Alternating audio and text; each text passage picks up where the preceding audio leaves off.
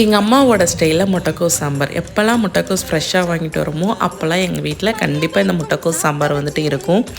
சாப்பிடவே ரொம்ப டேஸ்டியாக வந்து இருக்கும். இது வரைக்கும் செஞ்சதில்லை அப்படின்னா கண்டிப்பாக ட்ரை பண்ணி பாருங்கள். வாங்க எப்படி செய்கிறதுன்னு பார்க்கலாம். குக்கரில் 1 கப் துவரம் பருப்பை நல்லா வாஷ் பண்ணி ஆட் பண்ணியிருக்கேன். தேவையான அளவுக்கு தண்ணி, 4 பூண்டு, 4 வெங்காயம், 1 டேபிள் ஸ்பூன் ஜீரகம், மிளகு, 1/4 டேபிள் ஸ்பூன் மஞ்சத்தூள், 1 தக்காளி, 2 பச்சை மிளகாய் சேர்த்து 3 விசில் விட்டு எடுத்துக்கலாம். இப்போ கடாயில் 1 டேபிள் ஸ்பூன் எண்ணெய், கடுகு, கருவேப்பிலை, பச்சை மிளகாய், 1 கைநாம்பு அளவுக்கு சின்ன வெங்காயம் சேர்த்து நல்லா வந்து வதக்கிக்கணும்.